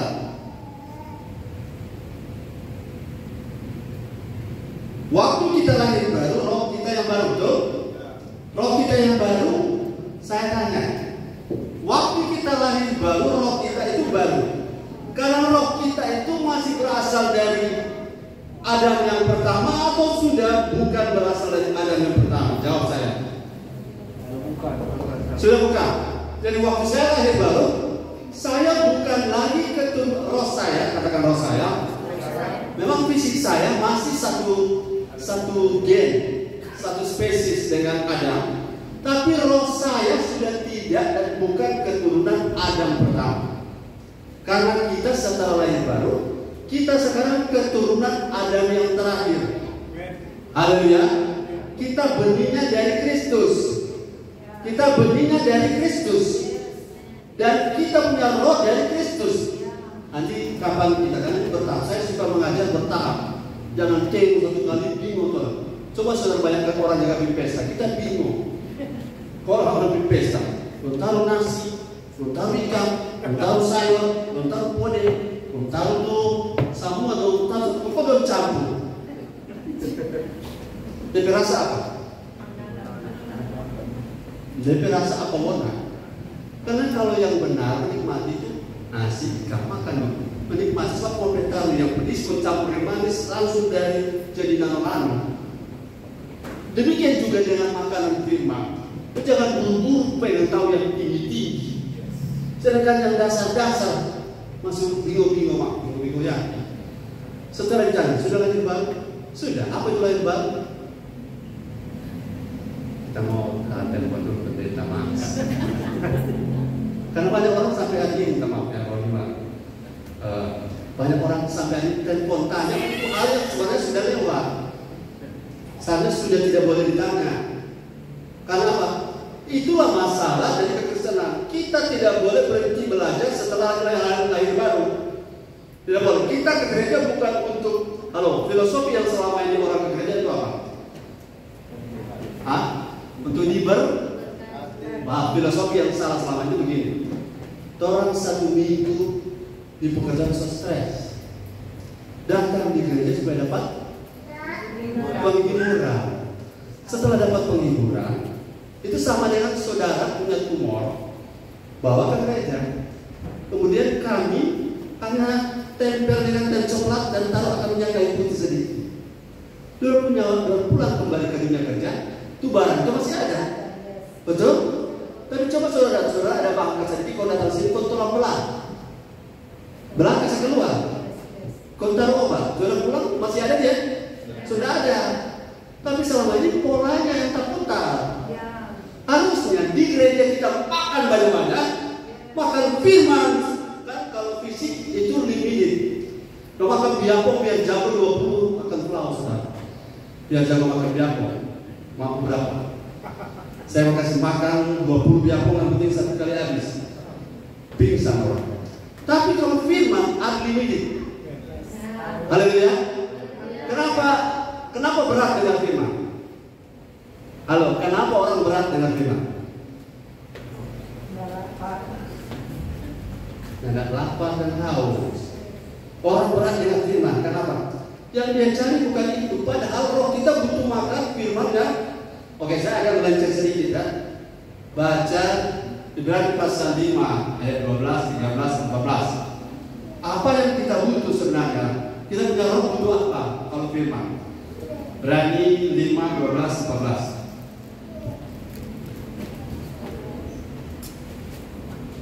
Ibrani 5 ayat 12, 13, dan 14.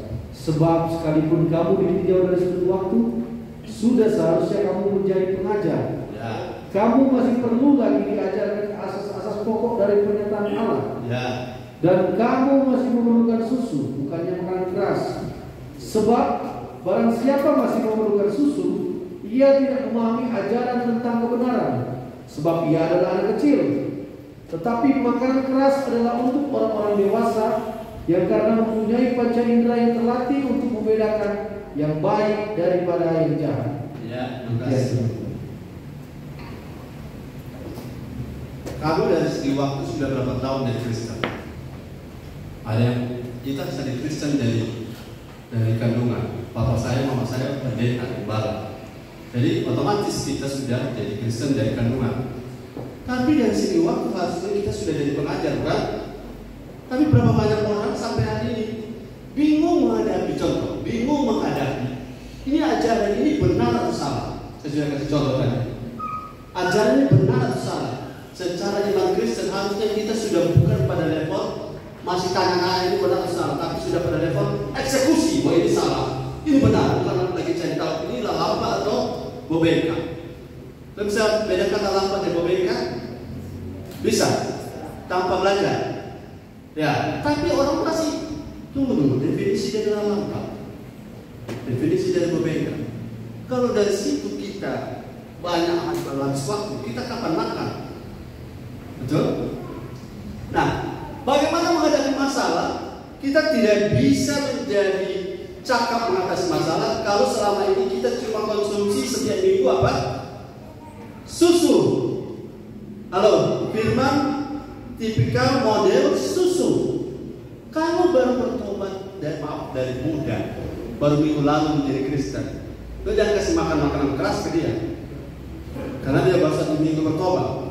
tapi sudah jadi pelayan, sudah jadi majelis, sudah jadi penatua, sudah jadi pengkhotbah keliling. Terus makannya adalah susu terus.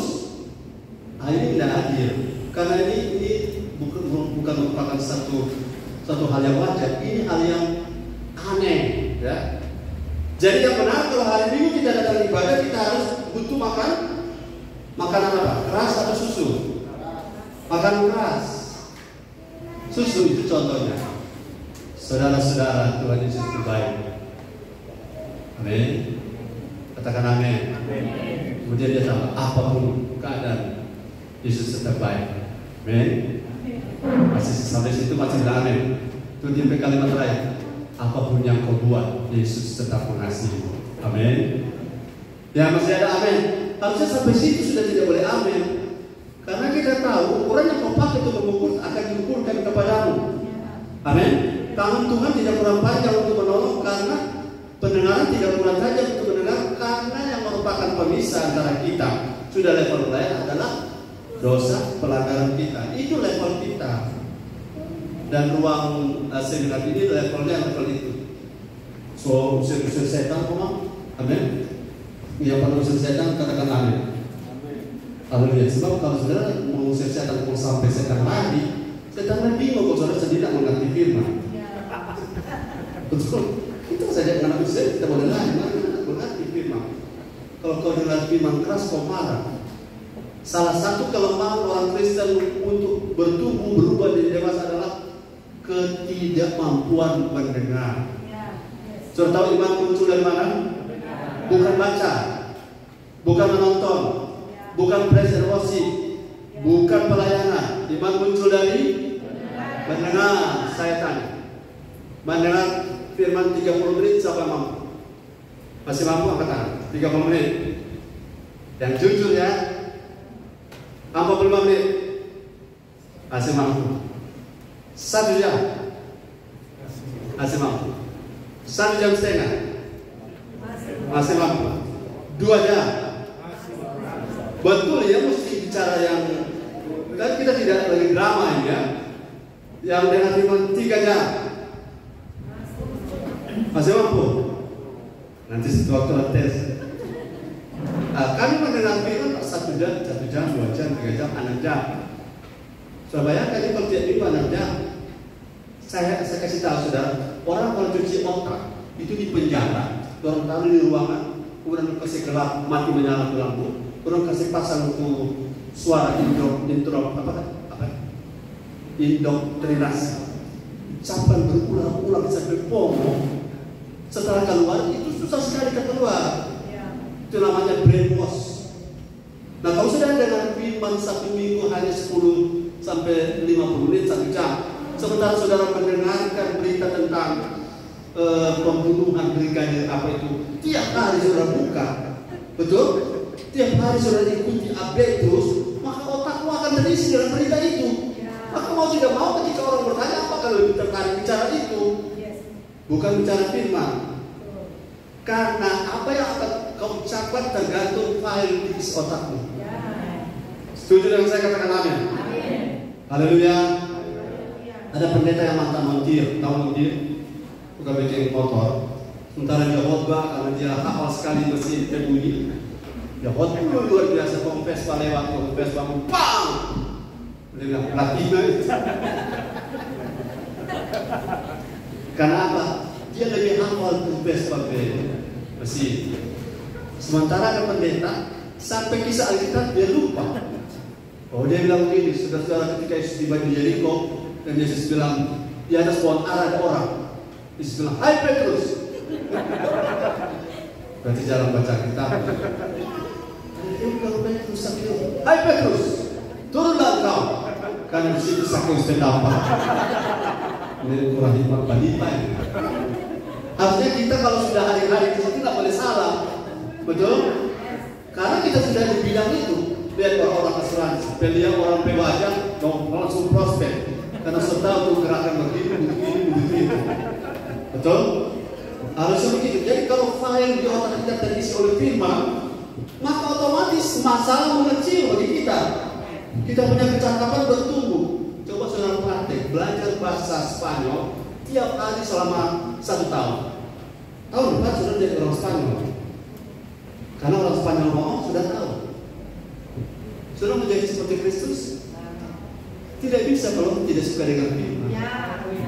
Amin. Tidak suka. Saudara mau punya iman kuat? Tidak bisa kalau malas dengan firman. Apalagi setelah firman masuk keluar. Kalau sebuah anak kecil dia lama sekali toilet. Hanya karena dia malas dengan firman.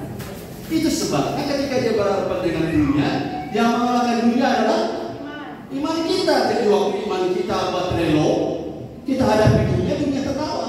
Iblis selalu ini, Yesus aku kenal, Paulus aku kenal. Kamu siapa? Dengan firman saja mengantuk. Iblis tahu, Iblis tahu siapa kita waktu dengan firman, betul? Jadi dia tidak bisa dikeroja belakang ke dia. Nah kalau dengan firman buka HP, cuma baca chatting, ngomong buat apa? Yang pernah begitu belakang dia. Oke, jadi benih yang ada pada kita, mohon maaf, waktunya sudah bisa.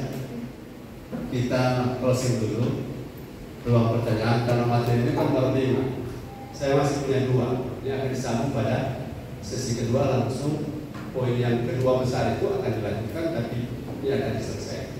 Saya sebutkan dulu ke sistem kita memang masih pakai moderator karena ini awal-awal. Satu waktu orang semua langsung mengalir firman, pokoknya nggak ada di timing keeper, nggak ada. Orang nanti rasa jam 12 malam berpulang, sesaja makan atau habis ini pulanglah masalah. Karena firman lebih penting daripada apapun. Banyak dengan firman iman kuat, ya. Banyak dengan firman sudah punya roh jadi berkobar-kobar. Dan kalau saudara banyak dengan firman, saudara akan lebih tajam untuk melihat ini bisnis ini benar, ini bisnis ini tidak benar. Tanpa firman saudara akan bagi buta-buta. Oke, sampai sini. Terima kasih. Terima kasih buat kita masuk kita. Sampai di sini saya membuka ruang pertanyaan, mungkin 5 dulu atau 5 dulu. Bagi siapa saja yang ingin bertanya, saya membuka ruang pertanyaan. Sekali lagi, bagi siapa saja yang ingin bertanya, boleh angkat tangannya, ajukan pertanyaan, nanti dicatat, dijawab 1 kali atau langsung dijawab, nanti kita serahkan kepada pembicara. Ada yang bertanya sampai di detik ini?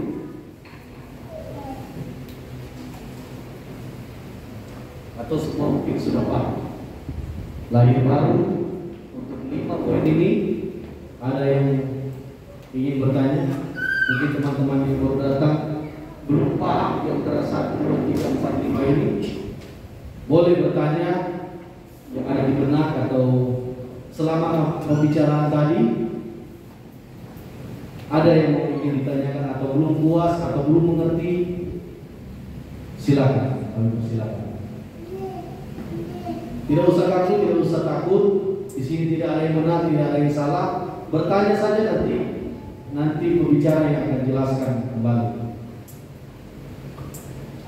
Ada teman-teman yang mau bertanya sampai di sini? Apa saja berkaitan dengan poin ini dan dengan tema kita hari ini?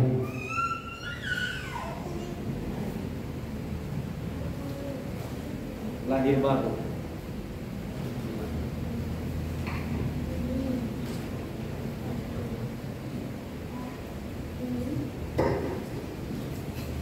Mungkin ada teman-teman tentang tema kita lahir baru.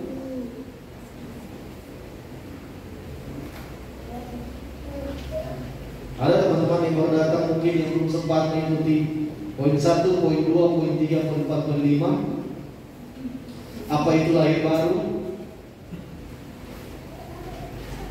Atau mungkin semua sudah tahu apa itu lahir baru. Maksudnya supaya kita nanti di luar kita bertemu dengan orang-orang lain, kita bisa menjelaskan apa yang dimaksud dengan lahir baru. Ada pertanyaan dari teman-teman?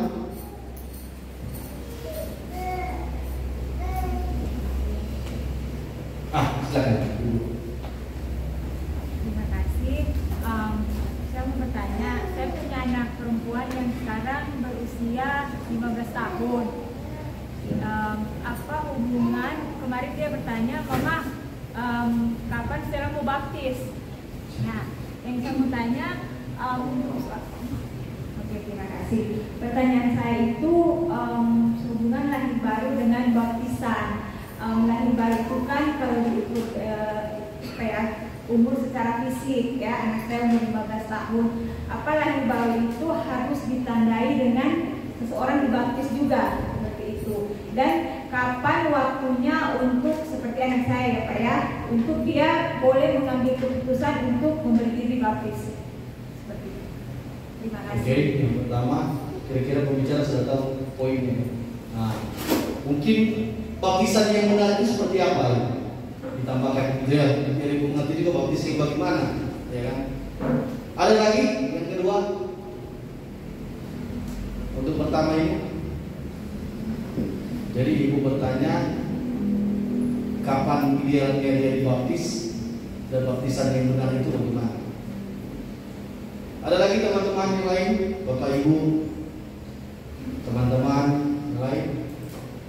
Kalau belum ada, kami persilakan untuk dijawab dulu pertanyaan yang ini sambil teman-teman yang lain mengajukan atau berpikir tentang pertanyaan ini. Terima kasih untuk pertanyaan yang baik, Bu Maggie. Kalau seseorang itu paketnya, katakan paket. Ya salah, paket online. Paket dari keselamatan itu adalah percaya, menerima Yesus Kristus sebagai Tuhan dan Juru Selamat secara pribadi, dan barang siapa percaya harus dibaptis. Dan dibaptis itu sudah saya tidak jelaskan operasionalnya, ya. Operasionalnya saya pegang baptis selam, saya pribadi baptis selam. Jadi kalau seorang percaya, Markus 16 ayat 16, ada di operator lagi mengurus perkara-perkara. Operator yang lain? Oh, tidak ada. Saya baca Markus 16 ayat 16, atau Ibu Mei baca Markus 16 ayat 16. Jadi jelas sekali bahwa ayatnya memberi penjelasan sederhana. Firman Tuhan Markus 16 ayat 16. Ya. Siapa yang percaya dan dibaptis akan siapa yang percaya dulu? Siapa yang percaya itu paketnya adalah kelahiran baru, menerima Tuhan Yesus Kristus sebagai Tuhan dan Juru Selamat secara pribadi. Jadi baptisan juga itu harus pribadi, ya, bukan liturgi atau karena kehendak orang lain. Barang siapa percaya terus. Siapa percaya dan dibaptis akan diselamatkan, tetapi siapa yang tidak percaya akan dihukum. Oke. Siapa yang tidak lahir baru otomatis keturunan Adam yang pertama statusnya yang agama bukan ke surga itu sudah pasti. Tapi kalau lahir baru akan ke surga. Tapi bagaimana lahir baru itu tadi pengakuan mulut percaya dengan mulut dan dengan hati, itu disebut lahir baru. Setelah lahir baru ada perintah, itu ayat bilang percaya dan baptis. Baptis itu apa pengaruhnya? Pengaruhnya paling sederhana bagi saya adalah dengan Tuhan perintah bikin. Kemudian pengaruh bagaimana kita mau jelaskan bagaimana? Sebab ada orang begini, kalau nanti baptis boleh tak? Boleh, mal habis percaya Yesus langsung mati. Boleh tak? Kan di samping kondisi itu salib. Pada hari ini engkau bersama-sama dengan aku di Firdaus. Apakah dia harus dibaptis? Harus, kalau dia masih hidup setelah itu. Karena dia beberapa menit langsung inalillahi kasihan, wa inna keke, mangai sarko, langsung dia, maka dia tidak memiliki waktu. Katakan tidak memiliki waktu. Jadi orang yang tidak memiliki waktu, apa boleh? Itu kasuistik. Jadi kalau saudara samakan bahwa boleh tidak, boleh dong. Harus ikut contoh kasus itu. Kasus itu setelah percaya Yesus, nyata Riki berapa menit langsung atensi. Itu dibolehkan karena kasusnya ada. Tapi sudah 20 tahun jadi Kristen menolak terus dibaptis, itu namanya cuma suka keselamatannya, tidak mau taatnya. Halo, Saya kasih contoh. Banyak orang mau mujizat dari Yesus, betul? Tapi untuk mengikuti Yesus, berapa banyak orang mau? Tidak semua. Karena mengikuti Yesus dan mendapatkan mujizat Yesus itu beda. Contoh, 5.000 orang diberi makan. 5.000 orang diberi makan setelah Yesus menyembah danau. Berapa orang yang ikut? Ada sekian ribu yang ikut. Ketika ketemu Yesus, dalam bilang begini, Rabi, bilang manakah kau tiba di sini? Kan basa-basi. Dia apa saat itu? Selama ada pendapat. Oh, Yesus jawab apa? Tahu nggak? Kamu mencari saya dan mengikut saya karena kamu telah makan dan kenyang. Kalau itu kasusnya orang Manado, naik darat orang. Betul? Karena di bahasa Manado begini. Kalau gembala dan secara pimpin jemaat, kalau gembala dari mimbar. Saudara-saudara jemaat ini ada hadir, tahu nggak gara-gara apa? Kalau orang perayaan Natal, ada sebuah Natal, ada nasi, ada makanan. Rata-rata habis gembala bicara begitu, jemaat pulang nggak makan. Karena gengsi, marah, tahu? Waktu zaman Yesus ngomong begitu, tahu berapa banyak yang mundur? Maka sejak itu, Yohanes 6 ayat 66, sekian banyak murid-murid, murid mengundurkan diri, ya, Yohanes 6 ayat 66. Coba baca. Jadi kalau menerima berkat Yesus, semua orang mau. Tapi mentaati Yesus, no, tidak semua. Baptisan adalah area apa? Bukan area apa? Kalau soal, bukan kalau masuk surga kan berkat. Tapi kalau baptisan adalah soal kewajiban ketaatan. Pokoknya kalau kita mau masuk surga, kalau Tuhan suruh batobo dari Bunaken sampai sini 10 kali, karena kita mau masuk surga, kita biarin batobo tak lagi. Betul? Mas cuma mau suruh colo 1 kali kau mau, berarti itu soal ketaatan. Lihat ini, waktu Yesus ngomong kamu cari aku cuma karena mau tidak makan. Apa reaksi orang-orang banyak yang makan 5 kenur roti dan 2 ekor ikan? Mereka kan praise and worship. Mereka bilang, luar biasa, belum pernah ada Tuhan seperti ini. 5 kentul roti britok hanya dengan 2 ekor bayangkan. Orang 5.000 orang tua bisa makan. Mau bayangkan DP bayangkan dan roti masih sisa 12 loto, masih bisa. Itu membuat orang takut. Tapi pada saat Yesus ngomong firman yang keras, ayat ini bilang, baca sama-sama. 2, 3. Mulai dari waktu itu banyak murid-muridnya mengundurkan diri dan tidak lagi mengikut dia. Saya terjemahkan bahasa kerja lokal. Mulai dari waktu gembala ngomong seperti tadi, kamu kok cuma datang gara-gara makan, ya toh? Dan banyak jemaat-jemaat yang termasuk majelis mengundurkan diri pindah gereja dan tidak lagi mengikuti Yesus karena kecewa berat. Betul? Sisi taatnya yang jadi pergumulan, sisi mujizatnya semua orang bisa. Itu baptisan. Jadi kalau orang disuruh baptis, jangan berdebat. Kalau dia mau, yes. Kalau dia tidak mau, dia mau berdebat, no. Tidak ada waktu untuk berdebat. Karena baptisan adalah area ketaatan. Kalau mau ya mau, kalau tidak ya tidak. Kalau ya, tidak. Mau berdebat, bebannya orang lapar dan haus butuh firman, dan cuma pikir habis waktu berdebat dengan angkot. Setuju dengan saya, katakan amin. Karena berdebat pun DP hasil paling tidak cuma 2, dia iya atau dia menolak. Dia iya pun belum tapi dia melakukan. Setuju dengan saya? Jadi kalau anak ibu mau dibaptis, kapan sudah boleh? Ajarkan dulu tadi itu lahir baru. Kalau itu belum, dia akan blunder. So baptis kata begitu. Karena titik awalnya belum ada. Betul? So lari kencang tuh otot, lupa dengan ganti oli. Betul? Lupa dengan DP, ada isi bensin.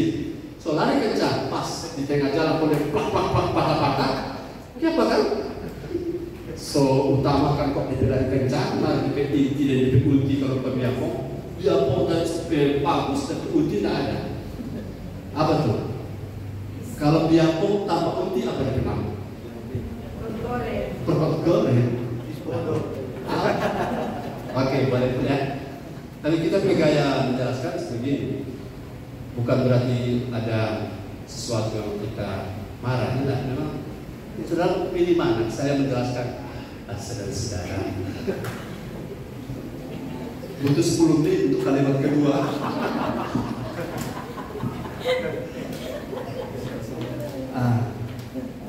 Daripada saya buang-buang waktu, saya jelaskan. Saking semangatnya saya lupa nada saya naik tikar makin tinggi itu kan urapan makin kencang, ya toh? Haleluya. Coba saudara putar lagu Syahdu. Saudara lebih banyak ada bergairah, kita tidur. Tidur. Betul? Apalagi kalau saudara mendengar angin sepoi-sepoi. Sebelum saya ini cuma selingan karena sudah persiapan di belakang. Satu kali seekor kera di pohon menantang angin. Coba tiup kemana? Angin barat bagi dia bantah kencang-kencang. Angin selatan bagi dia bawa pulau di Batam. Oh, angin timur datang, angin sepoi-sepoi. Berbagi rumah. Kau si kera menang. Tiba-tiba saja mengatuk angin barat lagi. Langsung gara-gara angin sepoi-sepoi. Sudah butuh apa? Lebih baik kita angin keras, betul? Karena itu akan mentransformasi daripada angin sepoi-sepoi. Ada amin, amin ada tasono, tiba-tiba ada amin. Gara-gara kalau sudah bukan waktunya dengar firman yang slow-slow, bukan kasar ya, bukan firman yang kasar. Sudah bukan waktunya firman ondo-ondo yang Tuhan konsumsi. Karena dari segi waktu itu harus level. Masa pangkat-pangkat ini pangkat-pangkat kolonel, kok latihan baris berbaris? Betul? Coba lihat kolonel, kalau berbaris 10 kolonel, mereka berjalan. Nah ada lagi angka berapa ya? Kiri atau kanan? Nah ada korso, apalagi korso irjen, ya kan? Mau masuk saja, langkah kaki sudah bertanya, angka keberapa mendekat. Dan malah kalau hansip-hansip, karena tidak terlatih. Kita sudah bukan level di bawah masih tanya berapa kan?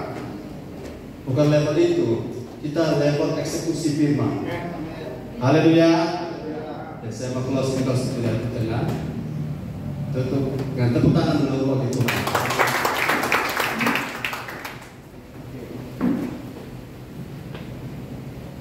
Oke, Ibu, boleh Bu dengan jawaban? Ya, untuk pertanyaan itu nanti kita lanjut di sesi 2 karena sudah mempersiapkan. Sebelum kita tutup sesi pertama, mungkin